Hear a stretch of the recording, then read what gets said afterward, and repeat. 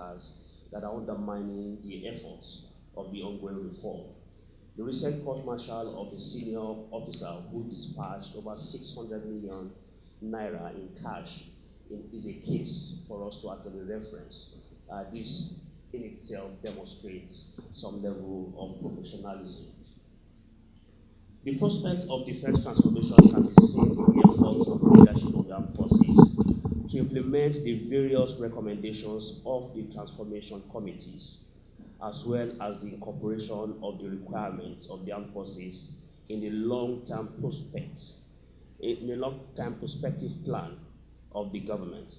This is in addition to the palpable commitment of the country's National Assembly to the appropriate requisite financial resources to the financial sector, to the defense sector. So we must also in itself commend the National Assembly for consistently supporting and ensuring that the defense sector is properly resourced, well managed, and of course giving some level of oversight to ensure that those things are also done in a manner that is responsive to the needs of Nigerians. Regardless of these prospects, however, certain structural and institutional problems which could hinder the realization of the objective of defense transformation still exist. These include wrong deployment of personnel to the Ministry of Defense, the dichotomy between the MOD and the Defense Headquarters, lack of transparency in procurement and project implementation, personnel recruitment, posting, welfare, and kits, among other things. There are still quite a number of gaps which we have noticed and observed, and of course we believe that it is also an opportunity and a potential for the military to also begin to look at those very serious areas that would ensure that the morale of men in the front are also well taken care of. However, the main goal of transforming Nigerian armed forces has regained renewed salience in the face of the challenging security concerns which the country's terrorist onslaught against military formation portends. Therefore, the issue is not the desirability or otherwise of the defense transformation, but whether it is achievable in spite of all odds that are currently against it. In the context of mounting security challenges, opaque counterterrorism spending will jeopardize Nigeria's anti-corruption drive and derail the fight against Islamic State of West African Province, ISWAP. Security votes are corruption-prone schemes which have done little good except diverting funds. Oil thefts continue unabated in the South-South, which the recent Rivers State government had alluded to. The National Assembly must strengthen its oversight on defense budgets and monitoring spending. Between 2015 and 2019, capital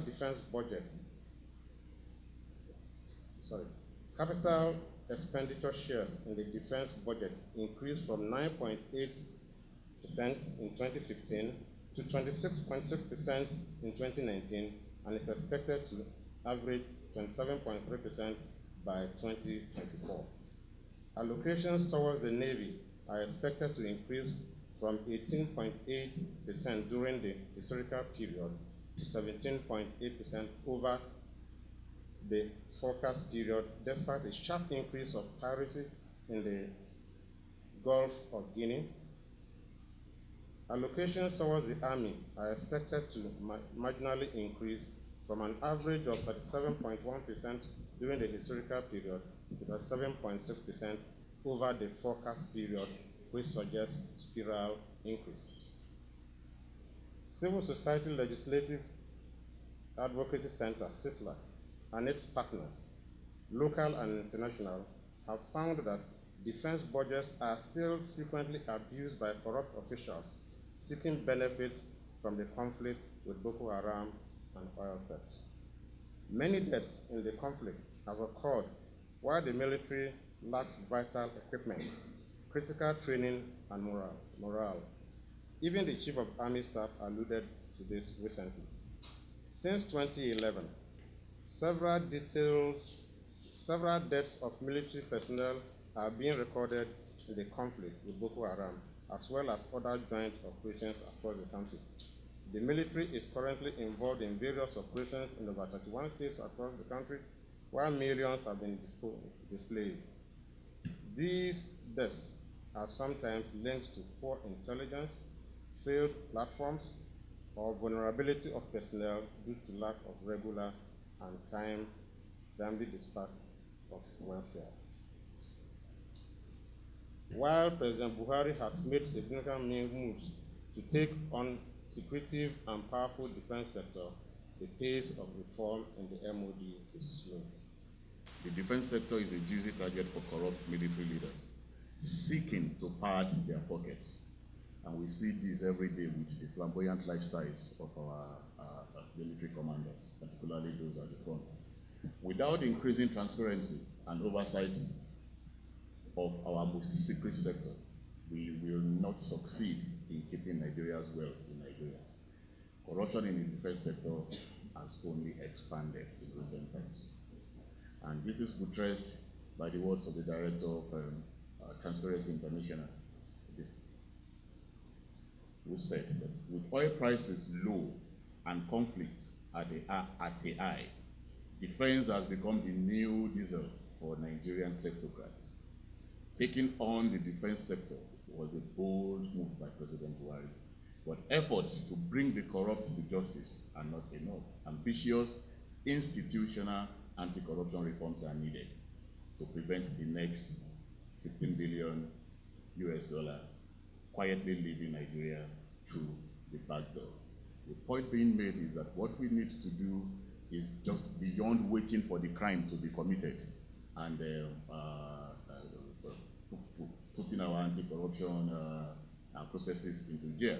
What we need to do is to put in reforms that is going to ensure that we actually prevent opportunities for leakages and for corruption to happen before they happen. Civil Society Legislative Advocacy Center, therefore, is recommending to recommending a series of reforms. And these include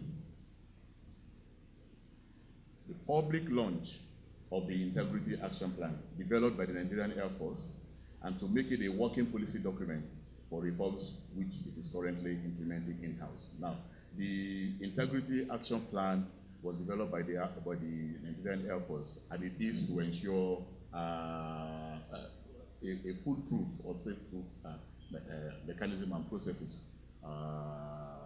and guaranteed integrity of processes within the Nigerian Air Force.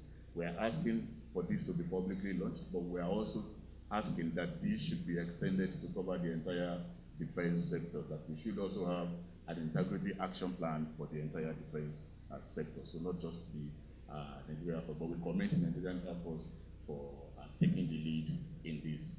Second, we develop a defense sector anti-corruption strategy. We have a national anti-corruption strategy, but we do need to have sectoral anti-corruption strategies that respond to the national anti-corruption strategy. And this will address the main enablers of corruption. The Ministry of Defense and military leadership should create a special reform board responsible for ensuring that this is executed across the entire sector. Then we want to extend public access to defense and security information. This is a major area. This is one of the reasons why the sector is called opaque, why the sector is called secretive. Information is scant and it's hard to get by in the public domain. We are asking that this be done by compliance with the Freedom of Information Act. This would strengthen the recent Public Procurement Act reforms and reduce opportunities to abuse national secrecy for personnel gain. We also know that many of our colleagues have complained about the fact that the defense sector excludes itself from Freedom of Information Act request on the basis of national security. And we demand here that the Freedom of Information Act does not grant any blanket exemption to any sector. It says that for the sake of national security, you can exclude.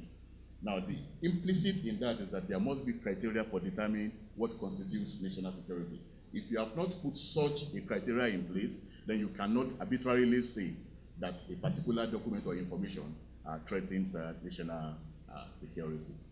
We want a situation where we can also monitor confidential procurement by establishing a confidential Senate committee and a unit with suitable security clearance inside the Bureau of Public Procurement.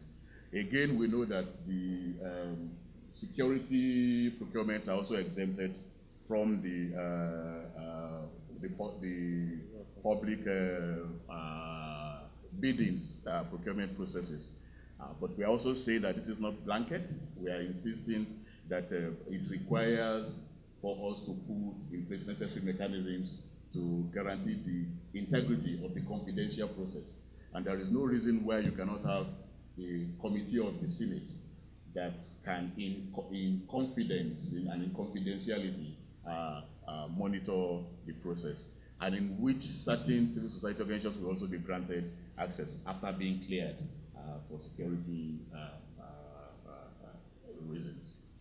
We want a situation where we also regulate secretive security votes as one of the most durable forms of corruption in Nigeria today. Security votes should be abolished or strictly regulated. I'm sure we are all familiar with the practice of security votes, particularly by state governors. States, House of Assemblies, legislative assemblies always say that security votes are exempted from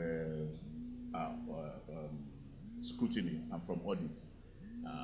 But any student of governance would understand and know that the power to appropriate includes the power to oversight. You cannot appropriate for something and then you recuse yourself from playing an oversight role on that thing. So if security votes are appropriated for by the legislative assemblies, then they must not shirk their responsibility to ensure that they oversight it and to ensure that the Auditor General of the state has the power to audit the security votes of the state.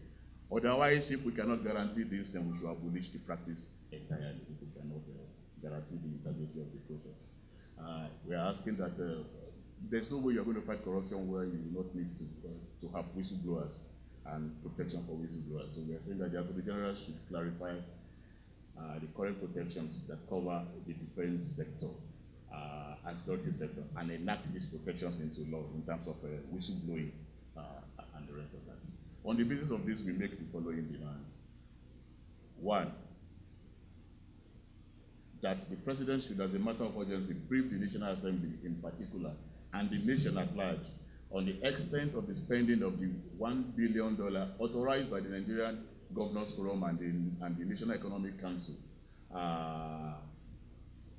and withdrawn from the excess crude account in 2017 for the purchase of intelligence and other security and defense sector platforms to fight Boko Haram as a demonstration of accountability.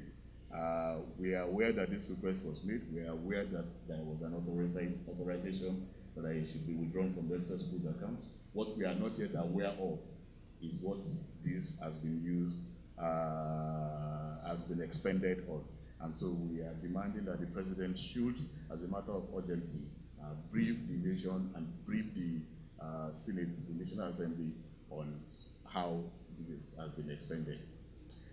Secondly, that the bill for special court for corruption cases be given speedy passage by the National Assembly in the spirit of the anti-corruption drive of the Buhari regime. We know that we always talk about conjunction in the courts and the fact that there are too many cases before the judges and the rest of it. One of the ways to speed this up is to have special courts for corruption. But we are also saying that before the passage of the bill and in the interim, the Chief Justice of Nigeria can and should, through issuance of practice direction, designate some courts as special courts to try corruption cases and designate certain days of the week for the sittings of such courts. As the CGN has previously done in the past with respect to terrorism cases, where we have special courts that handle terrorism cases and that sit on special days of the week, we can equally do the same for corruption. We don't have to wait for the bill setting up those courts to be put into place. that the President should, as a matter of urgency, brief Nigerians on the extent and status of the implementation of the National Defense Policy 2017.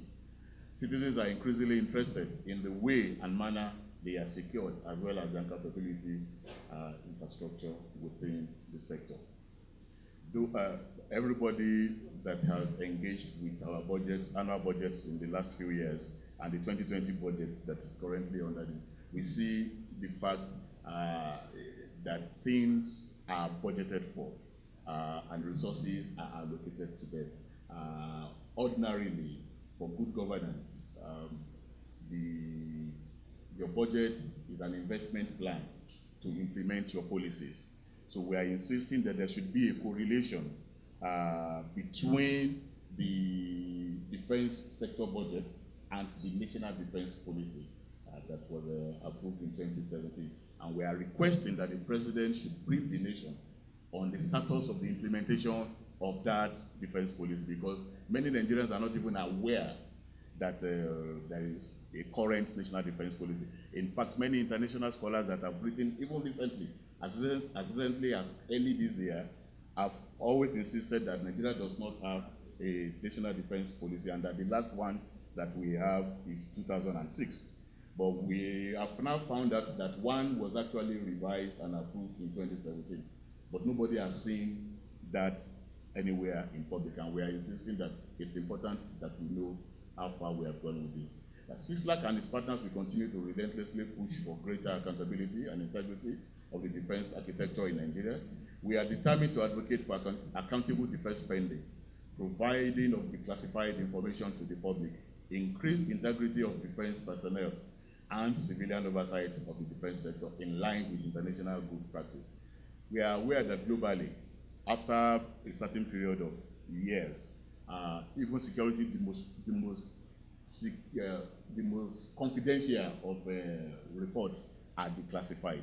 We are demanding that we should have a declassification procedure in Nigeria, and that some of this should be declassified. We are also demanding that there should be a criteria that is publicly known as to how documents are classified, so that we can know when documents are supposed to be classified and when they are classified, and we can also know when they would be declassified in the interest of all Nigerians. Lastly, we would like to encourage the authorities to cooperate and work with civil society in a meaningful and collaborative manner. Nigerian national security requires multi-stakeholders engagement in line with the principles of democratic and participatory governance, which Nigeria has broadly embraced, and in line with the national security strategy, which has only just recently been reviewed, which states very clearly that the basis and the thrust of national security in Nigeria is human security. So if it is human security, it means it requires a multi-stakeholder approach that includes citizens.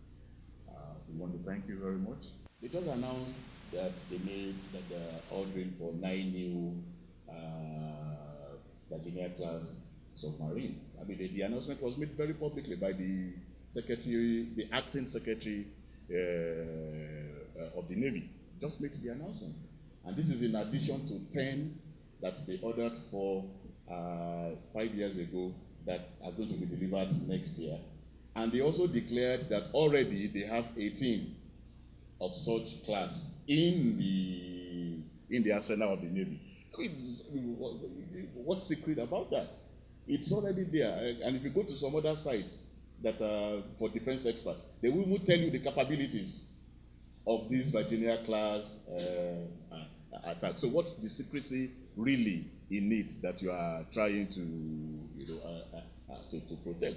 So if you want to make orders, I mean, when they said what was that helicopter called, Tucano helicopter, does that now mean that the Boko Haram is going to acquire Tucano helicopter? They declared it, but now we can actually now interrogate that, whether that is actually what we need or not. Because if it was not declared, and they have just purchased it, and they keep using it, and it's not what we actually need, and because experts have argued that what we actually need to improve on is intelligence gathering, and that the helicopter attack platforms that we have already can actually do the job that we need to do, and it would have cost us less. Okay, but we are going for this right now. So, and it's in that context that the director of Transparency Channel was talking about the way